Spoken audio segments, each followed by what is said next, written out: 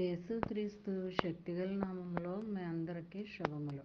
ప్రియమైన దేవుని బిడ్డలారా, మరి ఎలా ఉన్నారు? గతించిన దినమంతా కూడా ఎండా వేడి నుంచి తప్పించి మరొక నూతనమైన దినంలో మనల్ని ప్రవేశపెట్టిన విధానాన్ని బట్టి మరొకసారి ఆయనకి వందనాలు చెల్లించుకుంటున్నామండి.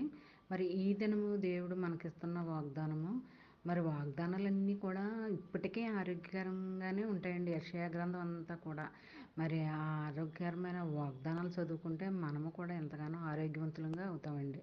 మరి ఈ దినము మరి ఈ వాగ్దానము యెషయా గ్రంథము 51వ అధ్యాయము 2వ వచనం.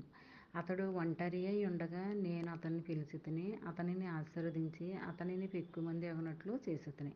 ప్రియమైన బిడ్డలారా, దేవుని బిడ్డలారా, మరి నువ్వు ఒంటరిగా ఉన్నావని మరి బాధపడుతున్నావా, దిగులు పడుతున్నావా, అదేరి పడుతున్నావా? నువ్వెందుకు ఒంటరిగా ఉన్నానని అనుకోవడం, దేవుడు నీ పక్షాన ఉండగా, నీ పక్షాన యుద్ధం చేస్తుండగా మరి దేవుని చెంతగా నువ్వు వెళ్ళి ఆయన పక్షంగా నువ్వు ఉండాలి. కానీ ఒంటరిదాన్ని ఒంటరిగా ఉన్నాను అన్నది, ఒంటరి బ్రతికైపోయిందని అలా అస్సలు ఫీల్ అవ్వకూడదు.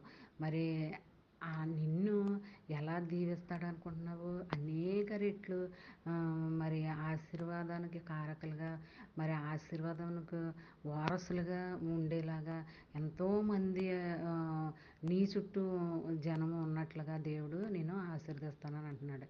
ఎక్కువ మంది అగునట్లు, ఎంతంటే అది అనమాట, ఎంతోమంది ఉన్నట్లు అలా అట్టి రీతిగా మరి దేవుడు నేను ఆశీర్వదిస్తానని అంటున్నాడు.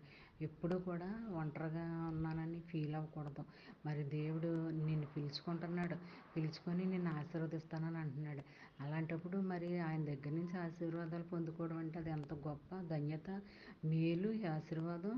అలాంటి దేవుడు ఒకసారి ఇవ్వడం మొదలు పెడితే ఎప్పటికీ ఆగవండి. అలాగ అంచెలంచెలుగా ఆశీర్వదిస్తూనే ఉంటాడు. మనము కూడా మనకి కూడా దీవెనకరంగా ఉంటాయి దేవుని ఆశీర్వాదాలు మనం పొందుకున్నట్లయితే. ఎప్పుడు కూడా ఆయన ఆశీర్వాదాలు పొందుకుంటూనే ఉండాలి. మరి ఆయనకి లోబడుతూ ఉండాలి, ఆజ్ఞానుసారంగా నడుచుకోవాలి, వాక్యానుసారంగా జీవించాలి. ఇలాగా ఆజ్ఞలను అతిక్రమించకూడదండి. ఆజ్ఞానుసారంగా నడుచుకున్నట్లయితే మరి ఈ వాగ్దానం మన జీవితంలో, మన అందరి జీవితంలో, మన బిడ్డల జీవితంలో జరుగుతుంది అనమాట అండి.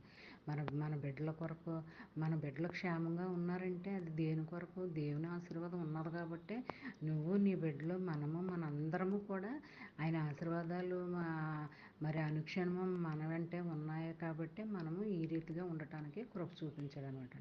మరి ఈ దినము ఈ వాగ్దానము మరి ధ్యానించుకుంటూ ఉండాలని కోరుకుంటూ, గాడ్ బ్లెస్ యూ.